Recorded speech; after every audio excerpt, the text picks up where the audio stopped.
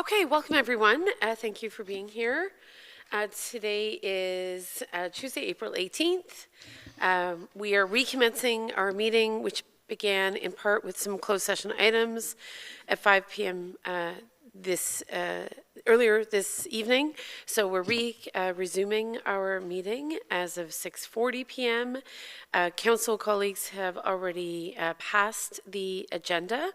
But before I call the meeting to order and look for someone to read our land acknowledgement, I just want to thank once again our municipal staff who reacted quickly and effectively during the storm. I know that our Public Works and Fire Department volunteers and Chief and Deputy Chief have remained very much on deck, particularly with the introduction of the fire ban, Chief, and I know you'll be speaking about that later. So it's there's definitely never a dull moment when it comes to making sure our community is safe, but much appreciated on the many efforts. We also just wanted to draw your attention to the 2022 Civic Awards. The deadline has been extended to Wednesday, April 26th. Of course, this is your opportunity to nominate an outstanding individual or group who goes above and beyond in our community. Also, Pitch In Week is underway, so April 16th to 23rd, which is this week. But of course, pitch in bags are available throughout the month of April. You can pick them up at the municipality. They can be left outside of the municipality if you can't get here during business hours, as long as you let our frontline staff know through email or by phone that you need some of those bags. They'll make sure they're available. And of course, there's no bag tag required for any waste that's deposited in those bags and put out for curbside collection. So finally, I did want to highlight Volunteer Week. We have so many incredible volunteers in our community. We're going to, as a council, get the opportunity to celebrate some of them at the Senior Center in a couple of days. But just a big shout out of gratitude to all those who step up in North Grenville. It certainly wouldn't be the community I think we all love to celebrate without the tremendous dedication of so many volunteers. So I'll leave it there, and I'll call the meeting to order, and I'll look to a council colleague to read our land acknowledgement. Okay, go ahead, Councillor Trakian. The municipality of North Grenville acknowledges that the municipality operates on the unceded and unsurrendered territory of the Anishinaabe. We honor the historic relationship of the Haudenosaunee and Huron-Wendat peoples to this land. We recognize all First Nations, Métis, and Inuit who call North Grenville their home. We respect and support the need for cultivating a strong relationship with all Indigenous peoples, and we look forward to continuing this conversation and fostering the path towards reconciliation. Thank you very much, Councillor Trakian. So we'll move straight into delegations. We have two guests with us this evening. The first, of course, is Sandra Summers, Executive Director of Community Living. So welcome, Sandra. It's nice to see you in person. For the longest time, we were doing delegations virtually. We were doing our meetings virtually. So for some of us, it's been a while since we've seen each other in person. So we appreciate that you're here. Thank you. Thank you very much. It's my pleasure. Mayor Peckford and council members to have me here tonight. Yes, it is nice to be in person for sure. Last year we were on a screen. So I'm Sandra Summers, the Executive Director of Community Living North Grenville. I'm here tonight to ask the council to proclaim or declare May Community Living Month. May has been Community Living Month for 20 plus years across the province of Ontario. And we recognize the support from council for all of those years by declaring May Community Living Month. So a little bit of history and a little bit about Community Living North Grenville. We support people with intellectual and developmental disabilities for more than 50 years in the community. We are an organization funded primarily by the Ministry of Children, Community and Social Services. We operate at an administration office on County Road 43, but we support what most people don't know. We support about 110 people in the North Grenville and Merrickville communities. And we employ about 97 employees and are funded to a budget of $6 million. And we have about 12 homes in the North Grenville area. So all of the money that we raise, we work in our operating budget, goes right back into the North Grenville community. Community Living Month is a provincial initiative run mostly by Community Living Ontario that we all affiliate with.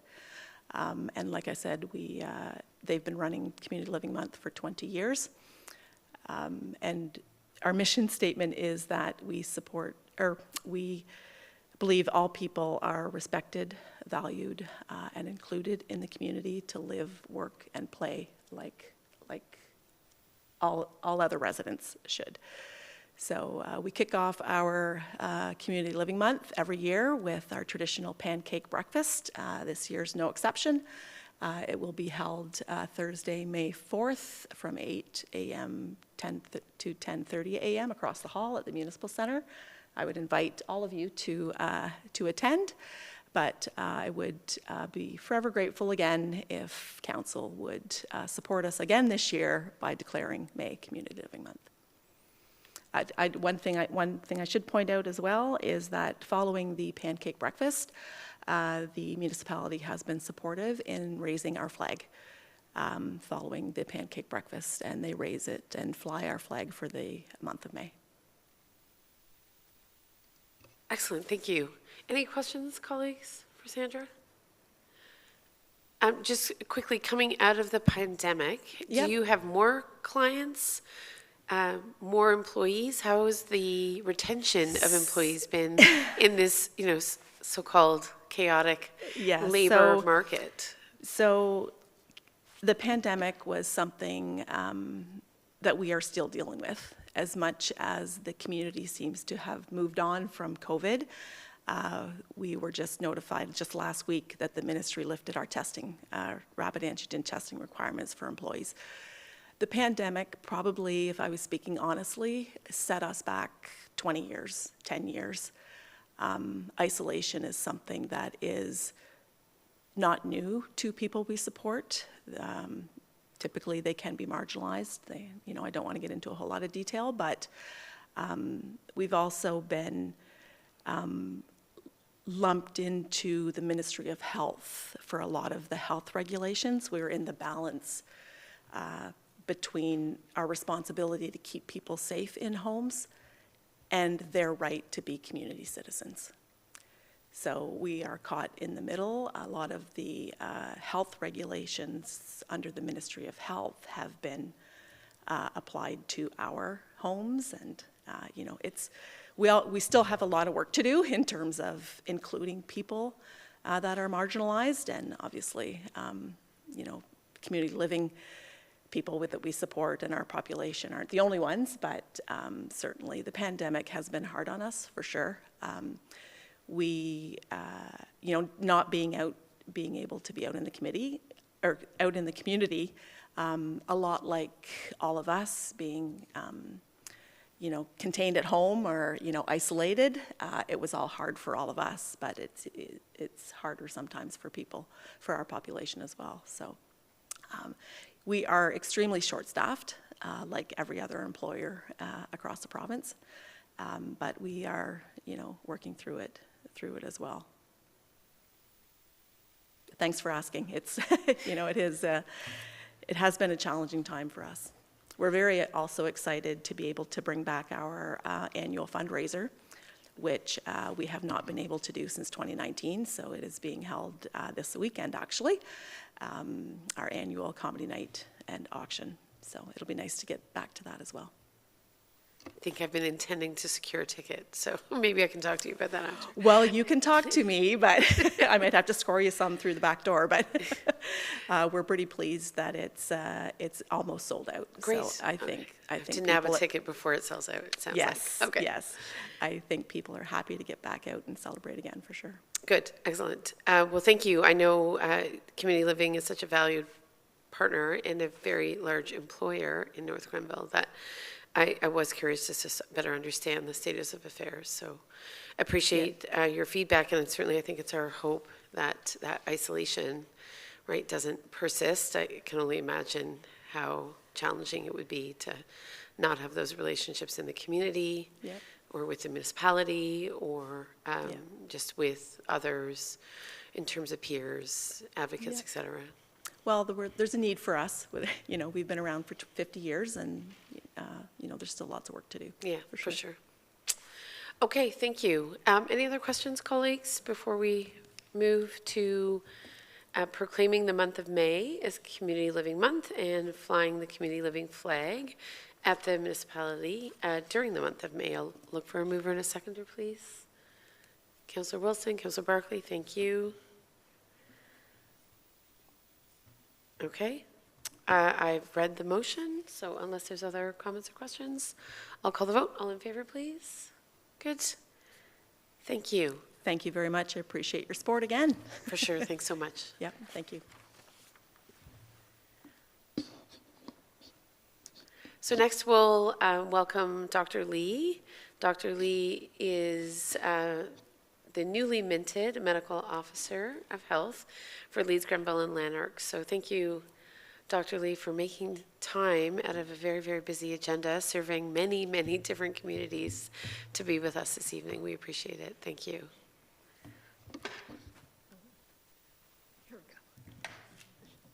That mic closer to you. Oh, yeah, there there we you go. go. Perfect. And it's my pleasure to be here. And this is a beautiful building and a beautiful room. So it's very exciting to be here. So my name is Lena. I am... Speak a little bit closer. You're soft-spoken. Here. These mics are terrible. There you are. I think that'll be better. Oh, my Thank goodness. you. Okay. Yeah, just roll with it. I can really hear myself. Okay, so my name is Lena Lee. I am, as of 7 months and 7.5 months now, the Medical Officer of Health at the Health Unit. My predecessor was Paula Stewart, whom I imagine many of you knew and may have known well. She was from parts, or had been living in the northern part of our region for a long time, I think. So many of you may have known her out in the community as well. I have been working at the Health Unit since September, but I had previously been here as a resident, actually training with Paula Stewart, and so it was great to be back, and I was excited when the opportunity arose.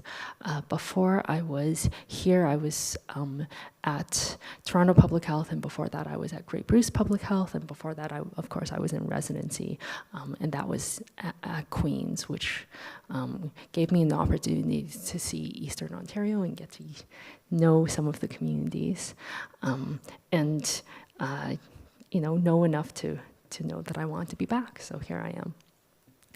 In terms of my time here today, it's really to introduce myself, put some faces and names to the roles that people have in the communities that we serve. So the Health Unit is Leeds, Grenville, and Lanark District Health Unit. So we do serve both the United Counties of Leeds and Grenville as well as Lanark County.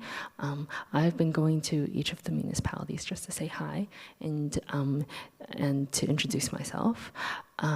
Really, I don't have a lot of prepared remarks, just to say that I know over the course of the pandemic, municipalities and the Health Unit have worked very closely together.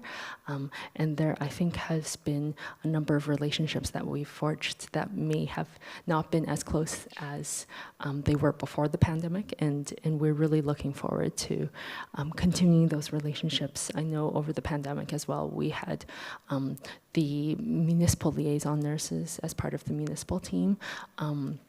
working with municipalities very closely, and that had unfortunately been put on pause over the pandemic because we moved those nurses to pandemic response, and now we're going through the process of moving a lot of our staff back away from pandemic response and into our usual work, which will include the municipal liaison nurses as well. So to put everyone is sort of hopefully at ease on that, because I know that has been eagerly awaited and there's been some questions about that. The other thing I want to mention is that over the course of this year, we are undergoing a strategic planning process for the Health Unit, and we will be asking for feedback and comments from partners and most critically from municipalities as well. So please keep an eye out for that, and we look forward to hearing your comments on the work of the Health Unit, where you would like to see the Health Unit going in the communities that we serve. So that's really it for the comments that I had. I don't know if there's any questions or comments. Thank you, Dr. Lee. So I guess just given what Sandra Summers was saying about the pandemic, right? Many of us have moved on, but clearly it remains foremost, I think, or certainly a dominant consideration in the minds of many. What's your assessment of where we're at in regards to the pandemic or the effects of the pandemic moving forward? Yeah, so I think right now, looking at the number of cases that we have in the province does monitor our region, we ourselves monitor the number of cases in our communities. The number of registered cases are relatively low. We know that it's an underestimate because most people now, when they get some sort of viral illness, respiratory illness, they're not necessarily going to get tested for COVID-19. And of course, with the availability of rapid testing, they may test positive, but it wouldn't be reported in our numbers. We do have low numbers, though, which is reassuring. We know that there's going to be fluctuating transmission of COVID-19 over time, and it's likely going to be with us for a number of years to come. It's hard to say how that's going to play out. It will depend somewhat on new variants that may be coming. We know that new variants are coming into existence all the time globally, and the transmission of those variants locally is unpredictable. Having said that, we continue to see good effectiveness, especially against severe illness, from the vaccines that we're currently using. And so many of you may know that the province has made a new booster dose of vaccine available for certain high-risk populations in the spring. And so that's something that we're recommending to people in our region. And of course, that comes with a certain amount of work that we're doing to continue the vaccination. And as well, we are continuing to do a lot of the background work. So of the cases that are detected and reported, we do report those publicly, as well as to the province, and we do also provide support for organizations if there's an outbreak. And then, of course, lastly, we are continuing to do a lot of the recovery work. So over the course of COVID-19, there was lots that we didn't do, especially in schools. Some of the work that we did with partners, that got paused, and so that is resuming now, and there's some growing momentum, I think, especially in the communities. There's a lot of interest in going back to the things that we were looking at health-wise, and in the growth of the communities that was paused during the COVID-19 response. And our staff are very eagerly anticipating going back as well. I think they're very excited to not be focusing so much on COVID-19 anymore. Thank you. Perhaps in a nutshell, I look to other colleagues, feel free to raise your hands. What do you think is, we hear a lot about mental health as being a sort of a public health issue now because the impacts of the pandemic and isolation and lack of access to care in many forms and lack of access to schooling and to social networks has created a bit of a mental health pandemic, if you will. Just given what you do every day, what do you think is the most urgent public health matter at the present time? So I think in the big sort of public health work,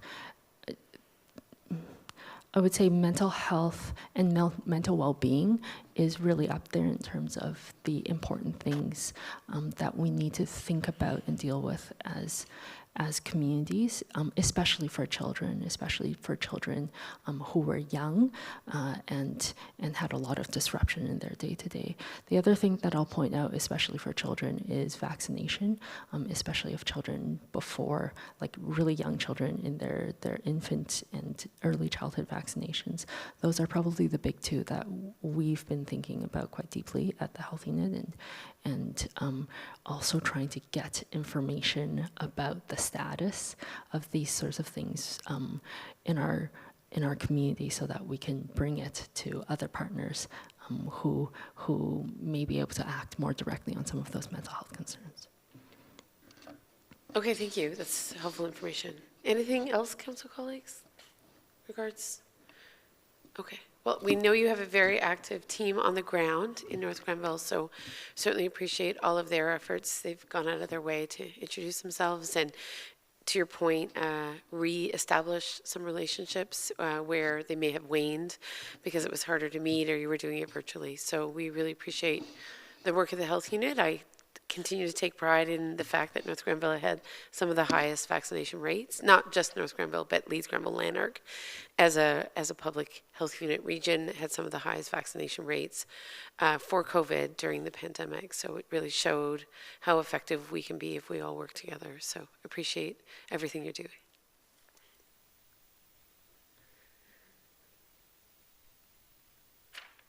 So colleagues, we'll just look to receive the report from the Leeds Grenville Lanark Health Unit, and I'll ask for a mover and a seconder. Councillor Strachan, Councillor Barclay, thank you. And I will call the question. All in favor? Good, thank you. Thank you. So with our delegations passed, we'll move on, of course, to our consent agenda. There's a number of items under consent. They've been laid out for you. Are there any items on the consent agenda that council colleagues wish to remove? If there isn't, then I'll look for a mover and a seconder. Councillor Strachan. Sorry, Madam Mayor. I'm just going to say not to remove it from the consent agenda, but I think often we'll see items like the Rideau Valley Conservation Authority minutes and so on the consent agenda. And should there be questions about anything on there, I'm always prepared to answer them. Okay. So just for future reference. And certainly, given that you've taken on the position of chair of the Rideau Valley Conservation Authority, I know you're pretty close to this file, so you're certainly welcome to take it off the agenda if you think it's relevant. I've reviewed these minutes, and I think these ones are fairly benign overall, so I don't feel the need to pull it from the consent agenda. Thank you. Sounds good. Mover and a seconder, please, for the consent agenda. I'll need Deputy Mayor Barclay, thank you. Councillor Wilson, thank you. Okay, non-debatable motion. I'll call the question. All in favor, please. Good, thank you. And we should officially congratulate you, Councillor Strachan, on that role. It sounds like a good board. I know you're knee-deep in many aspects of conservation now, so in a more formal way. So, okay. So we'll move to reports. I do not believe there's anything from the Office of the CEO this evening. I do note that Karen Dunlop, who's been our acting CEO, is in Toronto for a major transit conference with her colleague Cheryl. So they, as we the municipality of North Grenville moves towards the establishment of an on-demand transit system in North Grenville. There have been several opportunities to learn from other municipalities, mobilize additional and external funding. So Ms. Dunlop has been at a conference for the last couple of days, so we thank Chief Oakham for stepping in. We appreciate it. Anything you need at this time, Chief Oakham? Thank you, Mayor Peckford. I think I'm good from this office. I will speak for the Office of Emergency Management and Fire Service. Perfect. Yep. Thank you. So then we'll move to K.3.2, which is a parking study request for proposal. And there's a recommendation, and I believe there's a report. Is that right, Ms. Chanel? Correct. Okay, thanks. Okay, so a quick one for me tonight, just to discuss the proposal that was received for the request for proposals for a parking study. Next slide, please. So we released this RFP in mid-March. We received 5 inquiries, including 2 asking to extend the deadline. The deadline was not extended, and we ended up receiving 1 proposal from Ainley Group for $38,000, excluding HST. The budget line in the budget was for $20,000, so this is in excess of the upset limit. Next slide, please. We are recommending that council approve and award the contract to Ainley Group at this cost, and there's an additional recommendation which is not on the slide but is in your report to approve the transfer of $18,075 from general reserves. That concludes my report. Thank you. Questions, concerns, colleagues? Deputy Mayor Barclay, go ahead. Thank you, Madam Mayor. Through you to Mr. Junot. We extended the deadline. Was that the deadline to deliver the report, or was that the deadline to submit a proposal? Through your worship, so we did not extend the deadline, and that deadline was to submit proposals. So we did not. Why didn't we get some competitive bids happening? Through your worship, so we discussed this at senior management, and the decision was to bring it back to council just because of the sense of urgency that we received that council wanted this study completed. We typically don't extend requests in this department. We're not seeking complicated proposals. We're not looking for designs or construction drawings. So we do find that typically within the deadline, we do get the proposals we'll receive. Yeah, I understand that it's not complicated like awarding a contract for public works or something like that, but given that it's almost double the original budget item, it gives me pause that we didn't receive competing quotes. What kind of extension were they looking for, the other 2 companies? Through your worship, they didn't specify. Typically, if we are to extend, we would extend it a week.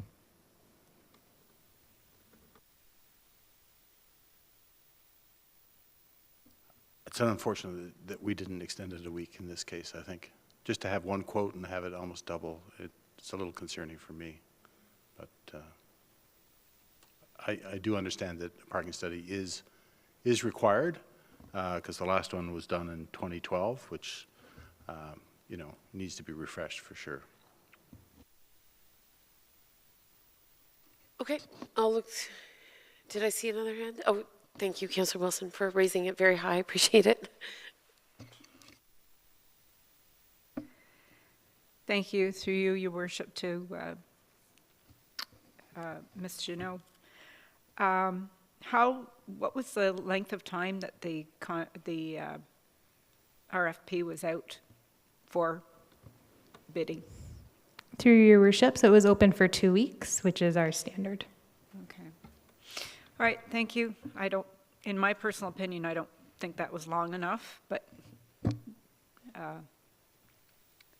you only had 1 real ask and 1 bid, and I think that maybe perhaps we should have extended it to get a little bit more competition there. And in my opinion, that is a high cost for a report like that. So just my thoughts.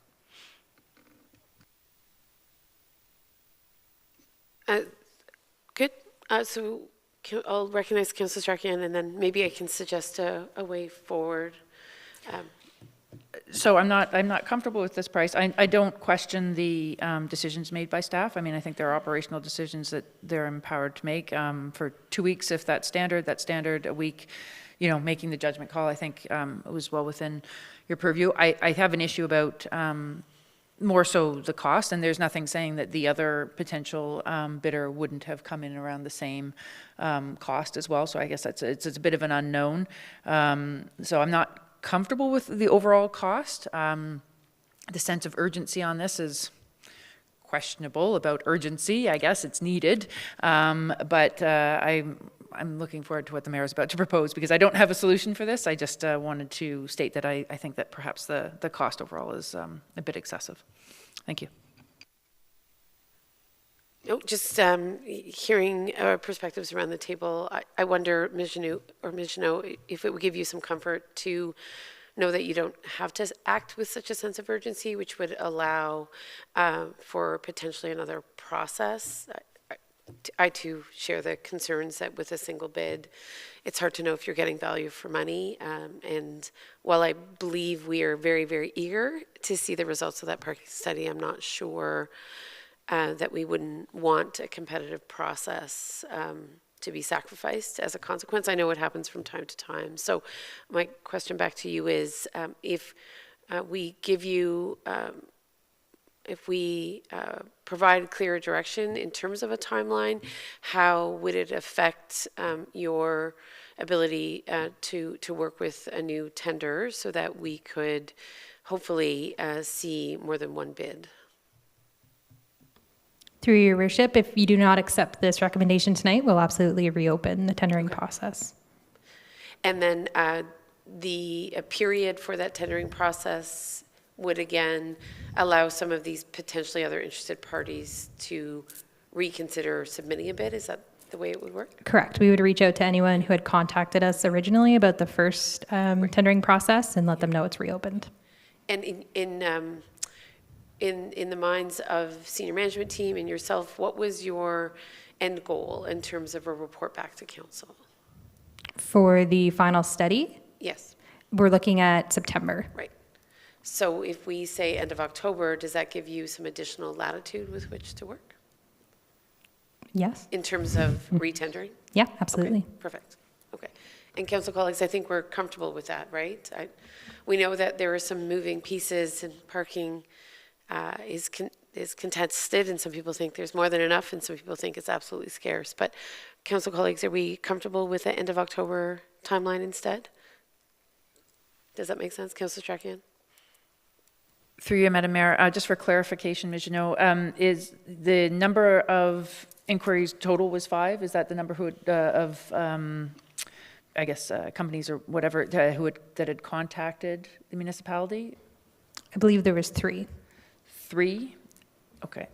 Received 5 inquiries, including 2 asking for deadline. Okay, so just simply 3 different entities. Okay, thank you.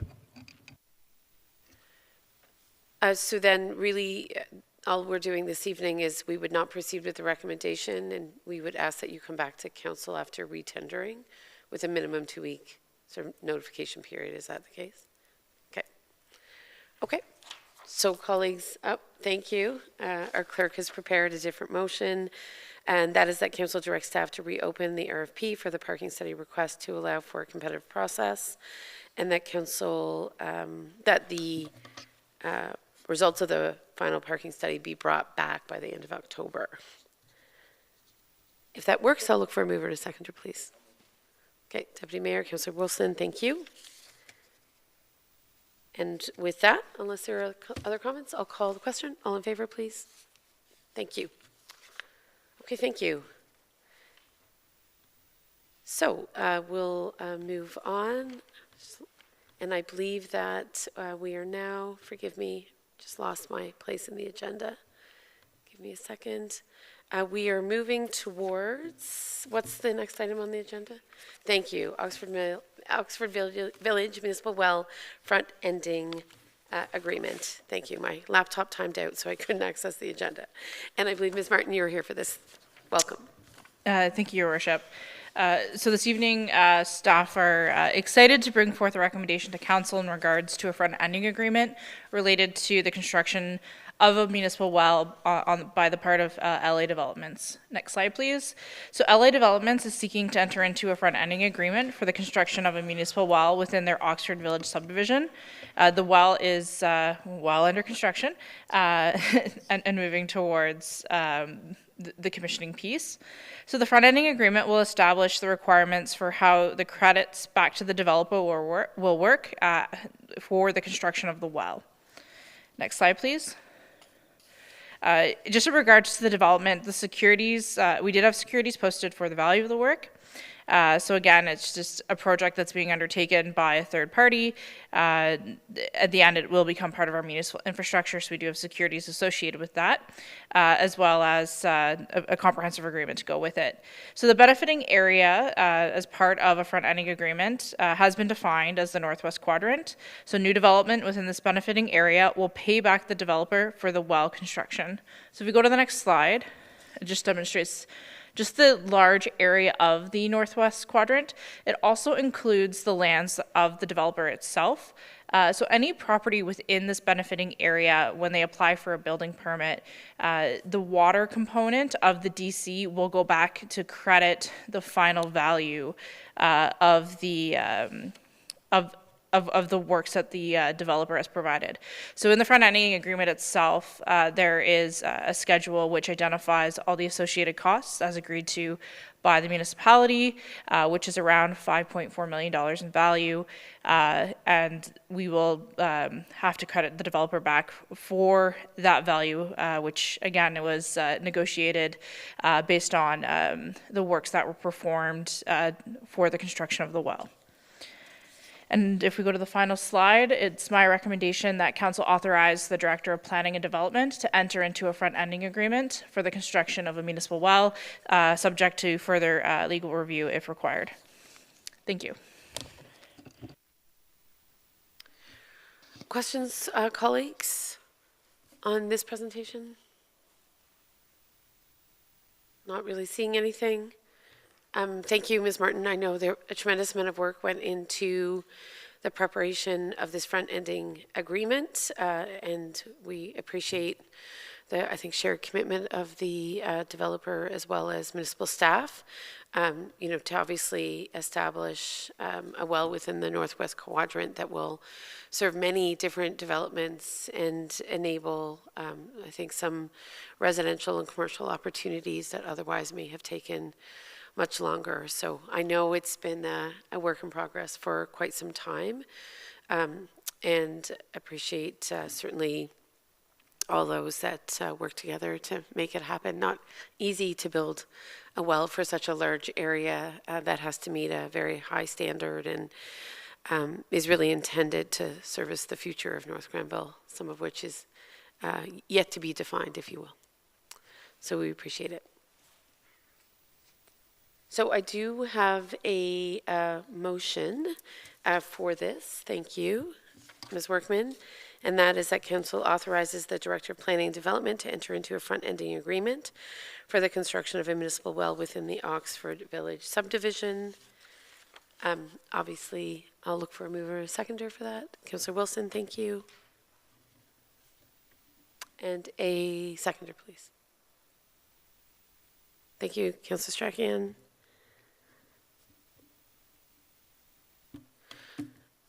I know that we had some opportunity to discuss and close some of the more confidential details of this legal agreement.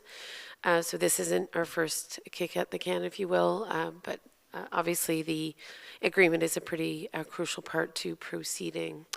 So I'll look to Deputy Mayor, who I believe has a question. Yeah, this agreement is with LA Developments, is that correct? And it involves their front-ending of the cost of the well, which is $5.4 million or whatever. But anyone within the benefiting area would count towards paying, you know, would that be credited to LA Group, or how does that work with other developers in the area? I'm not sure your reference to the benefiting area, how that plays. Through your worship to the Deputy Mayor. So how it would work is that any property within the defined benefiting area that essentially takes out a building permit and DCs are applicable to that property, the water component of the DC would then be credited back to the LA Development. So that's who the agreement is with, and that's where the funds would go back to. Funds or just the credit? The credit, sorry. They would enjoy the credit, so it's not a cash transfer of any sort. It would be a payment back to them. Okay. And just to clarify, in their development themselves, they will receive a credit for the development charges on the water component for their 398 units. So there'd be a calculation there. So they will see a reduction in the value of the DC, the development charges that they would pay, but just on the water component as per the front-ending agreement. And just to follow up, if I could. So how long before all those credits are exhausted? Basically, what's the timeline for reducing that $5 million price tag? Through your worship to the deputy mayor, it's really going to depend on the rate of development. I anticipate we'll see more development come forward in the Northwest Quadrant, just given that we really don't have other areas in the municipality to be built out. It's already built. The agreement does have a 15-year term into which the final amount would be due, but I would anticipate over that 15 years, just given where development is going to occur over the next 15-year time horizon, we'd significantly see that paid back. And I guess, you know, I realize that we're in a conversation that is complex, right? Because the whole use of development charges, right, which is effectively a surcharge, if I might, that developers pay for every residential or commercial property built, which is intended to offset costs that would be incurred by the municipality to upgrade infrastructure to serve a growing population. So the notion of credits is that in this case, LA Group has spent in excess of $5 million to build a well.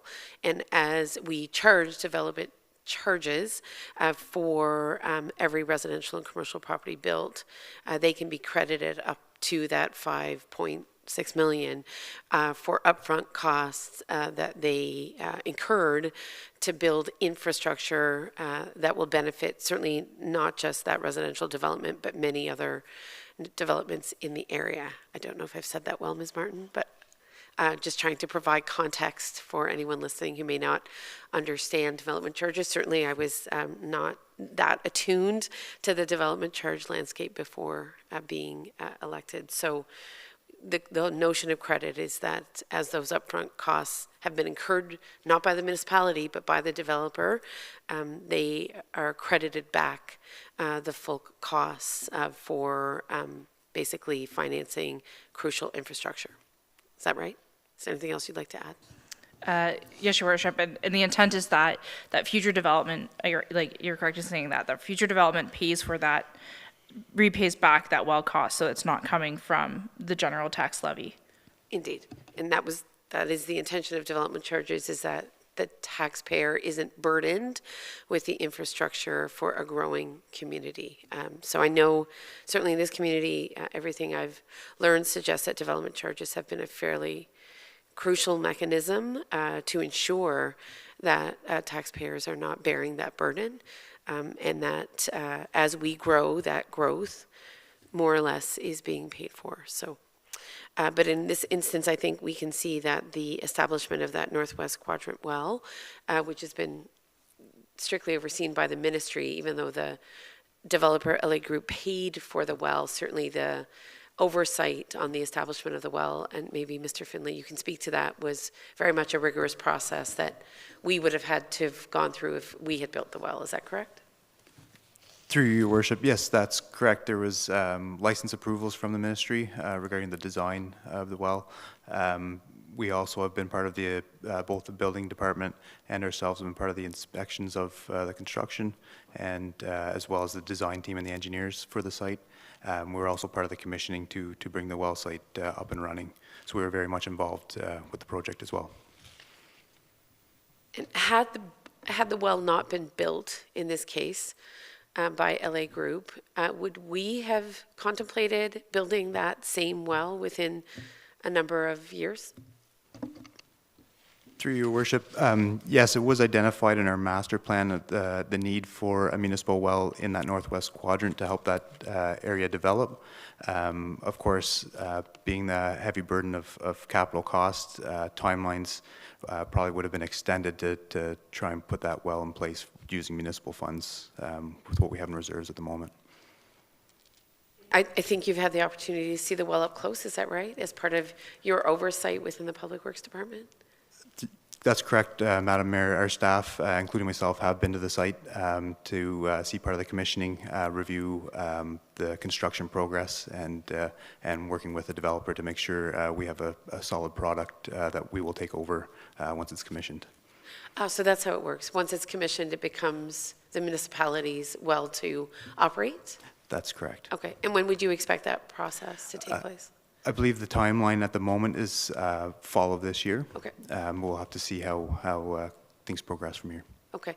And maybe because we often get this question of the quality and availability of water within the municipality, given the growth, naturally it's a question that people would have. Perhaps you can speak to where water is being drawn from for this well and your understanding of sort of water supply. For sure, through your worship. So the municipality's water throughout the town of Kemptville is served through currently 4 municipal wells. We draw through the deep aquifers below us. This 5th well is drawing from the same aquifer.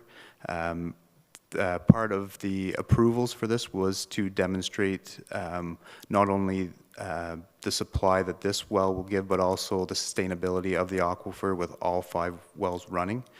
So that was reviewed, that was studied by the engineers and provided to the ministry for review and acceptance.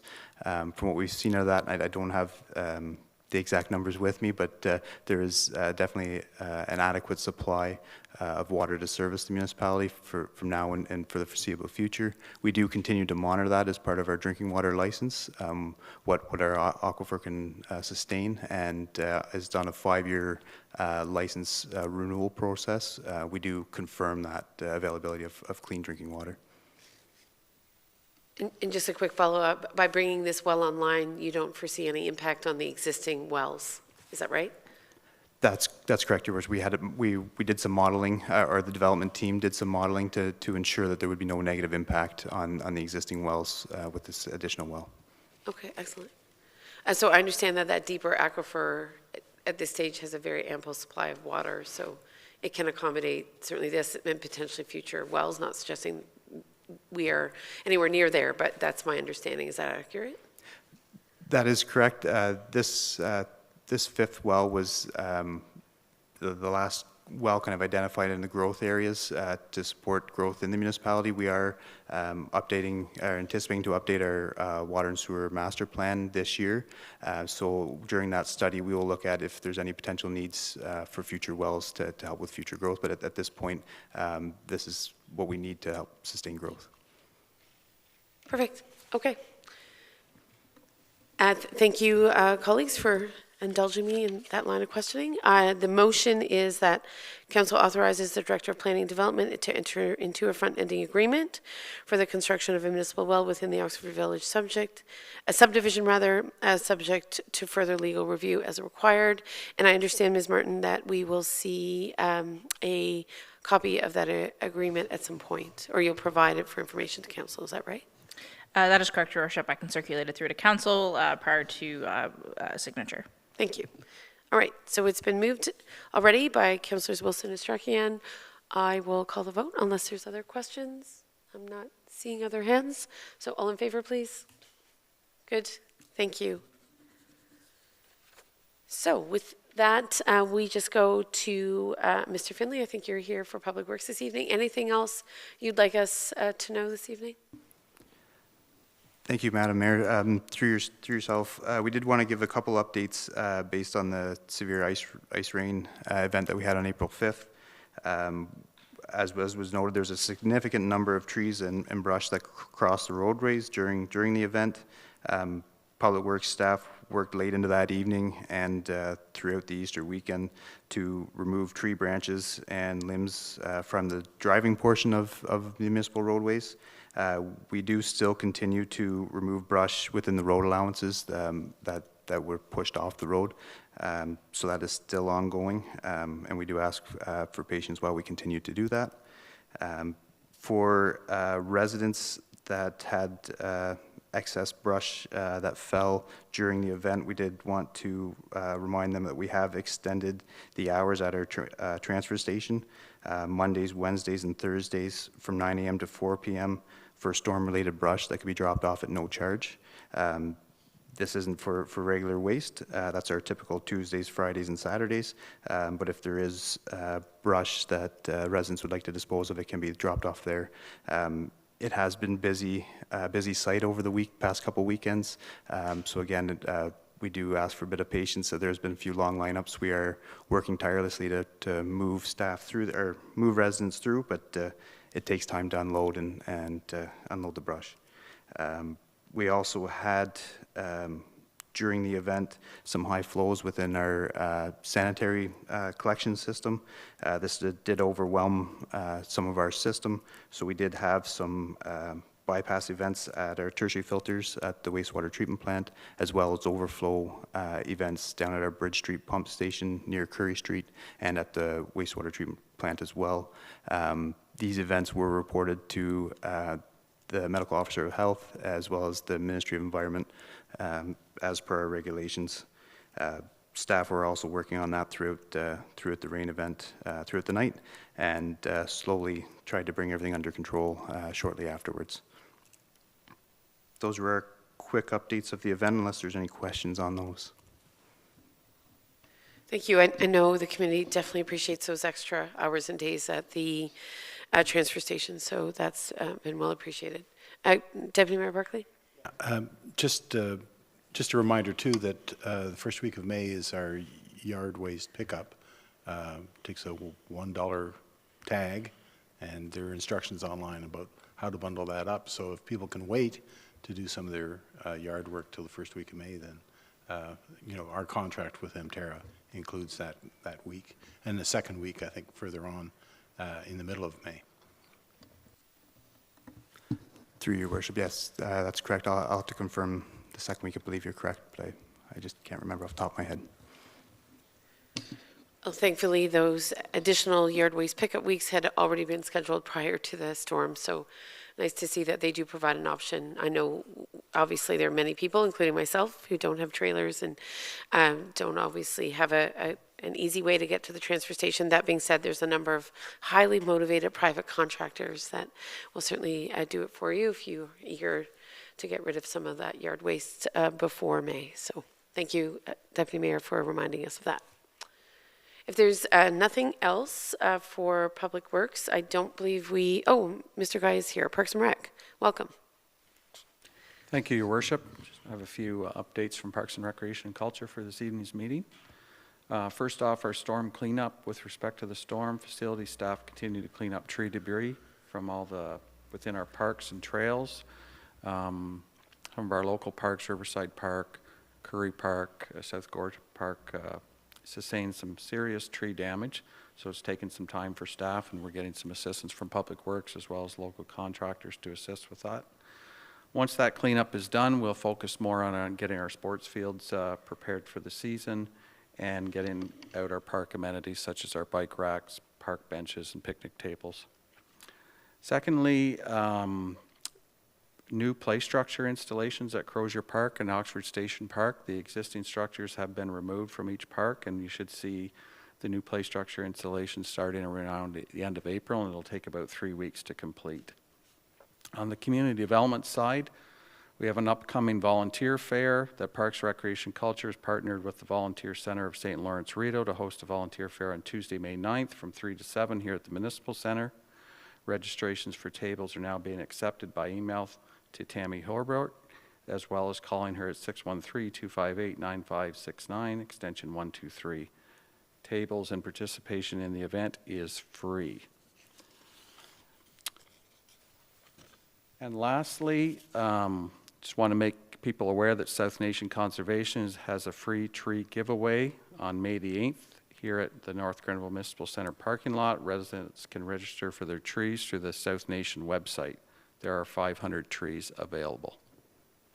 And that's it, unless there's any questions. Thank you. You didn't mention, Mr. Guy, the redevelopment of Riverside Park. Maybe you could just give us a quick update on where things are at. We can see the pool house is under, I think, full renovation now. What can we expect for the building, the splash pad, and the ice pad? Thank you, Your Worship, through you. So right now, the focus is on the existing building. They're preparing new block walls within the existing building because it's having a transformation done. The floor has been poured in the new building, and starting early next week, the roof of the existing building will be removed, and they will start preparing the new roof structure that will span the entire length of the existing building plus the new building. I don't have an update as far as the splash pad or the outdoor rink goes right now. Right now, the construction firm is focusing on the two buildings themselves. What I can say about those, but the splash pad, it is still on the docket to be ready sometime in July of this year. And also, you should see an update. I know there is a Riverside Park page on our website, and residents should see updates on that this week. I was speaking with our communications department today with respect to the updates. And there are some, residents should be able to see some pictures that have been taken as well from the construction site. So the pool house will have some functionality by the start of the swim program? That's correct. Is that it? That's correct.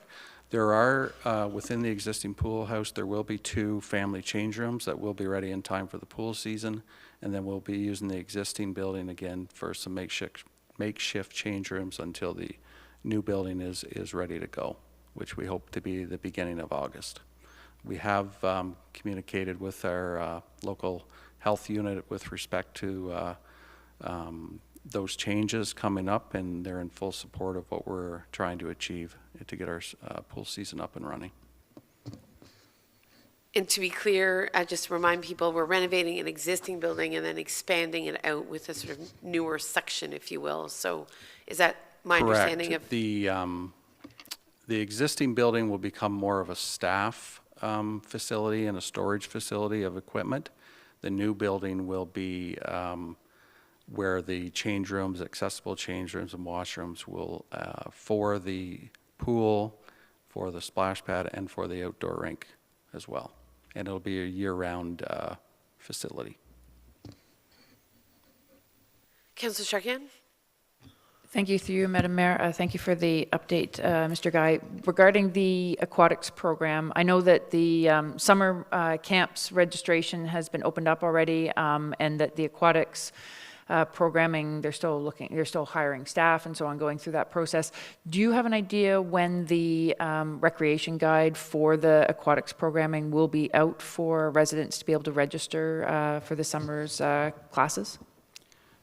Through you, Your Worship, to Councillor Strachan. It looks like mid-May. The registration date will come up in mid-May, and it'll be advertised on the YMCA website. But there will be a link through the North Grenville website to allow residents to register through the pool program. And that should take place around mid-May. Okay, thank you. You're welcome. And of course, a reminder that the Bluefin swim team program is part of that offering. So I know there are lots of parents eagerly awaiting that. Deputy Mayor, did I see your hand? Yes. Yeah, thank you. Through you to Director Guy.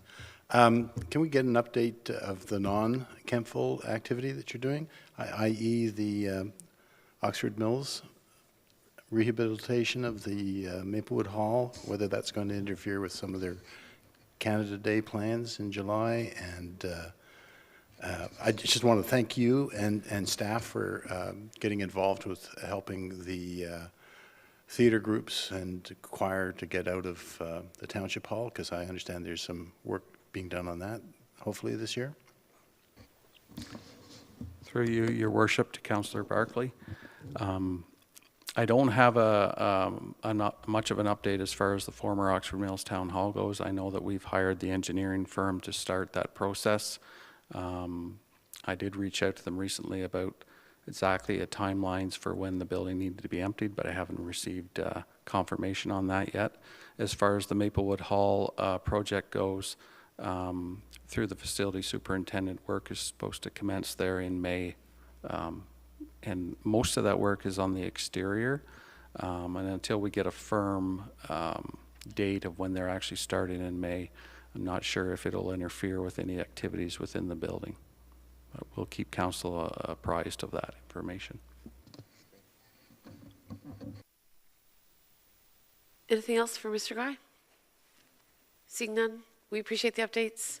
I know there's lots of excitement and anticipation about, some of the new amenities that are coming online, play structures, parks, and newly renovated buildings, so appreciate the work. We'll go on to Chief Oakenham.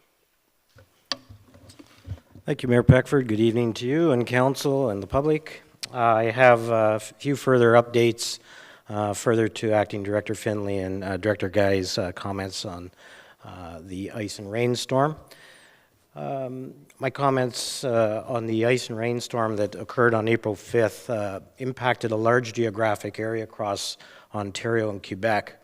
Reported effects varied from region to region. And here in North Grenville, we received temperatures between +2 and -2 degrees during the period of the storm, which included considerable amount of rain, freezing rain, and some wind. Weather conditions did have a significant impact on North Grenville. In the range of 43 millimeters of rain fell over a very short period of time. The rain resulted in a surge of surface water that elevated creeks and ditches while drainage systems were at capacity. The surge also resulted in flooded basements in some residents. Ice development occurred during the rain, resulting in ice accumulation on surfaces, including trees and hydro wires. This resulted in substantial tree damage. Falling trees and branches caused damage to private and public property across our municipality. Also impacted was the electrical grid. Many supply lines and service lines were damaged as a result of the storm and live wires being knocked down, electrical arcing, transformer failures, and of course, resulting in power outages. Winds did contribute to the impacts, at sometimes gusts reaching nearly 50 kilometers an hour. The municipality responded with all departments working cooperatively with an emphasis on public safety. Our administrative and communications team coordinated messaging for our community, offering key messages and providing updates where possible. Our parks and recreation staff attended recreational facilities assessing damage and mitigating immediate hazards. Public works, road crews were being dispatched to reports of trees and branches down across our entire municipality. Crews prioritized to keep roads open for emergency crews and general public. Public Works, water, and wastewater crews responded to deal with the deluge of rain and water flows resulting from the storm. The fire department responded to 37 emergency calls in a 16-hour period. Calls included tree branches falling, hydro wires down, electrical arcing, flooded basements, carbon monoxide calls, and we dealt with a residential structure fire at the same time.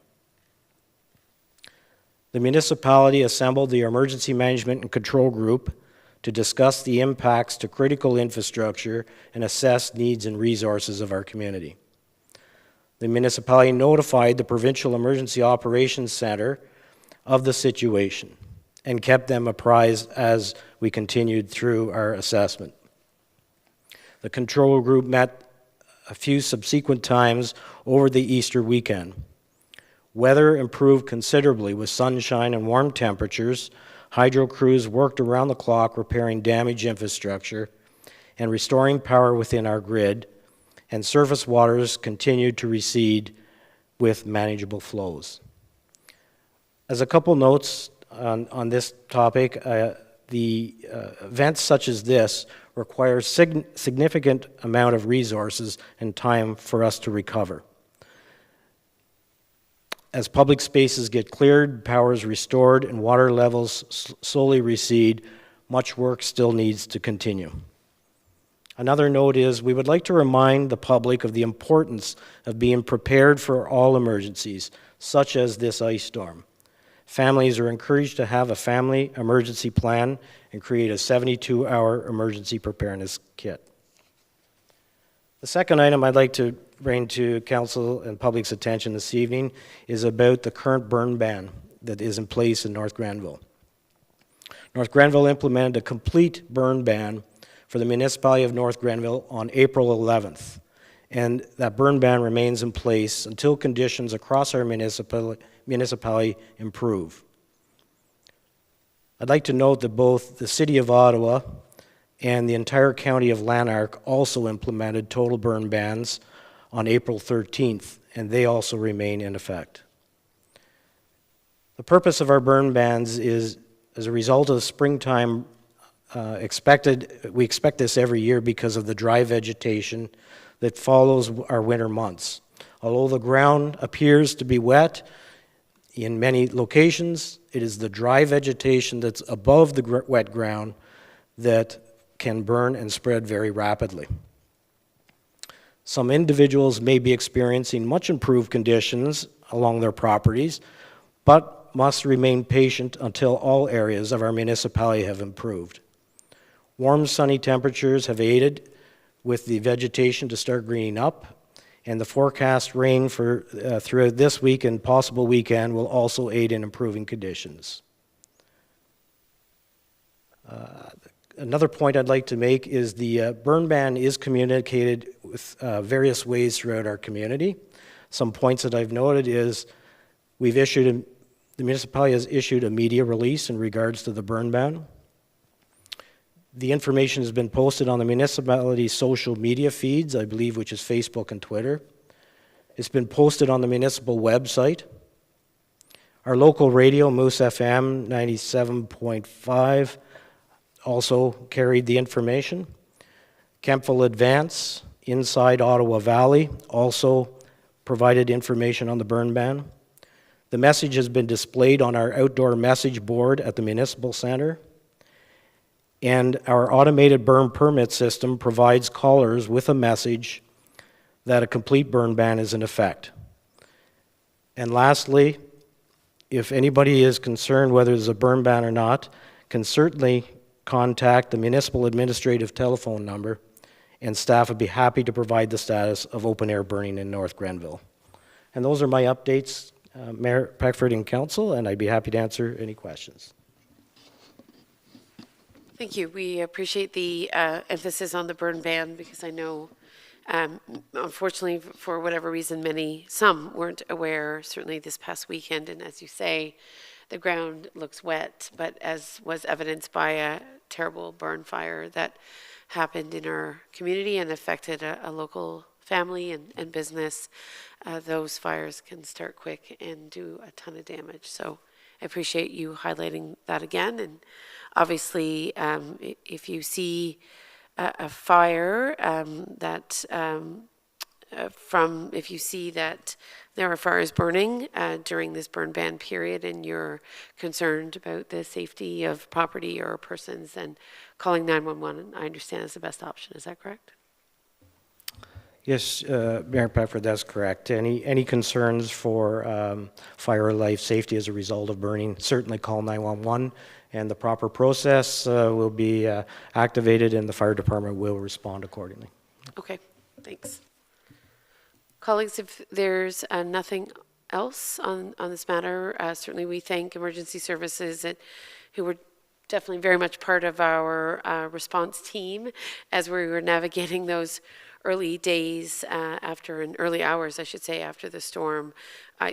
From everyone I've spoken with across Leeds Grenville, it seemed to be fairly obvious that North Grenville was hit harder than many other communities, and I contend that we were the eye of the storm in this case. So it was a all hands on deck effort that was required to respond to the severity of the damage. And I know there are many people who have been contending with flooded basements and some unfortunate property damage.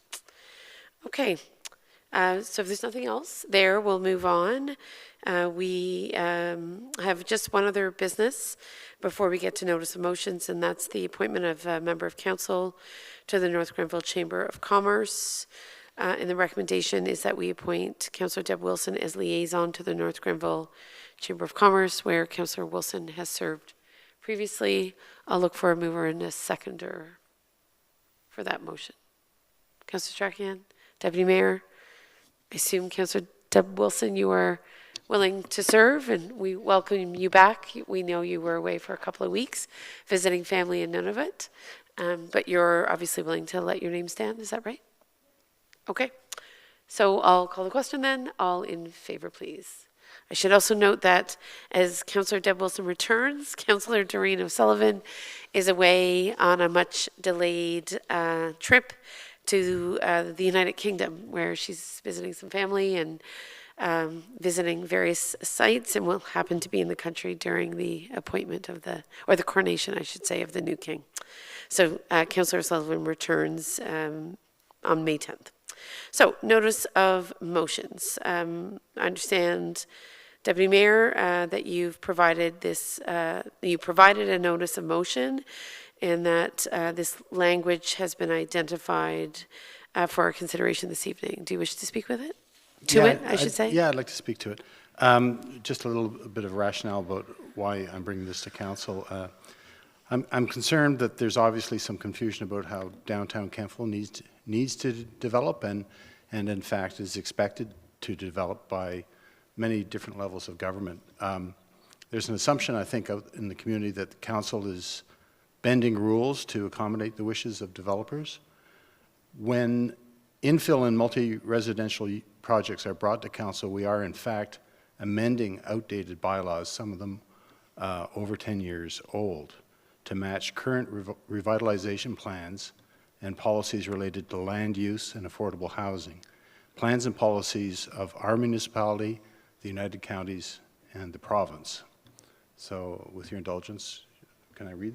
Okay. Indeed, go ahead. Yeah, that council directs staff to, one, identify unnecessary hurdles to residential infill and intensification within the municipality's zoning standards, including, but not limited to, density, parking, and lot coverage, and two, to prepare a report with recommendations on improved zoning standards that are supportive of residential infill and intensification. Thank you. Okay, great. Certainly an issue that continues to emerge as we at the Committee of Adjustment level make some minor zoning, are they called zoning adjustments, and also consider some rezonings, et cetera. So I'll look to council colleagues. We'll need a mover and a seconder. I assume Deputy Mayor, you'll want to move? All right. So I'll look for a seconder for the motion, please.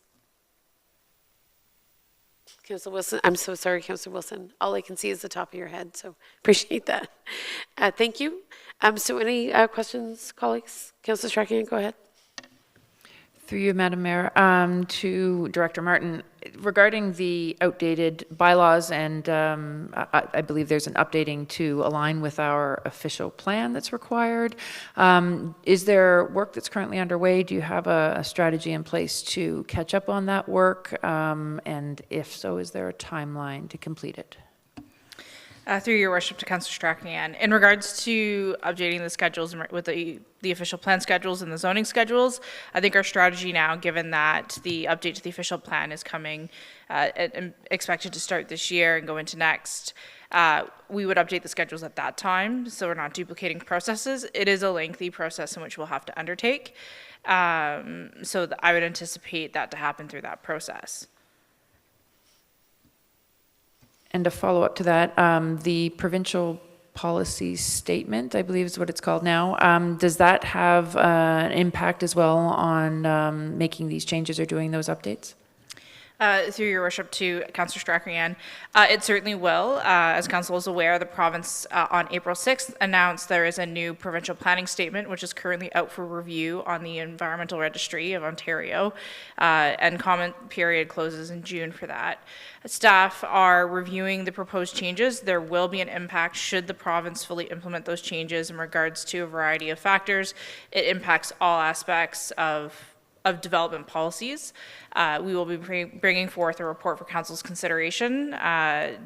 Intent is for May, with the potential for early June, depending on comments, and we're going to go to the advisory committees who may have some relevant stake to get their feedback prior to issuing any comments through the Environmental Registry.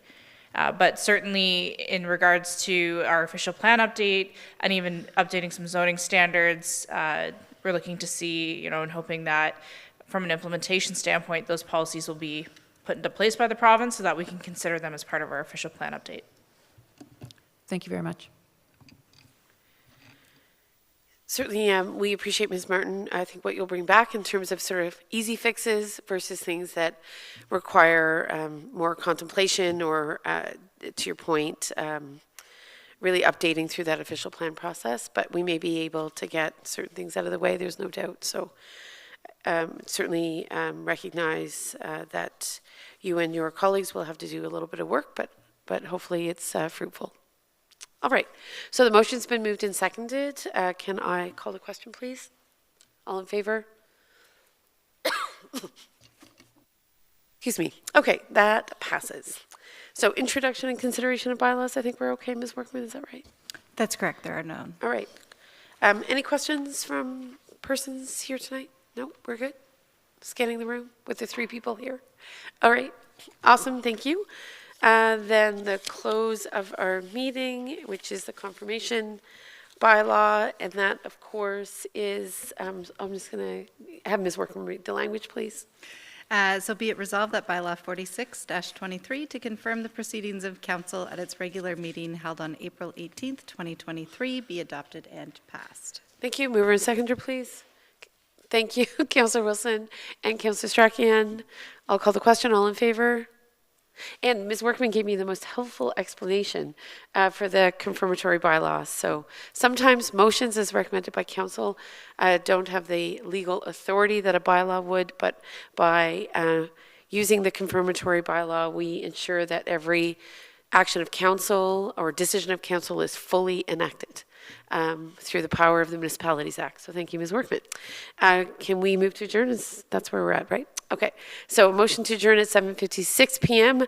I think, council colleagues, you'll be relieved that, and staff, that we're adjourning before 8. Hasn't always been the case in the last few weeks. So adjourning at 7:56, motion please. Okay, I will credit Councillor Wilson and Strachan once again. Thank you for your hands. All in favor?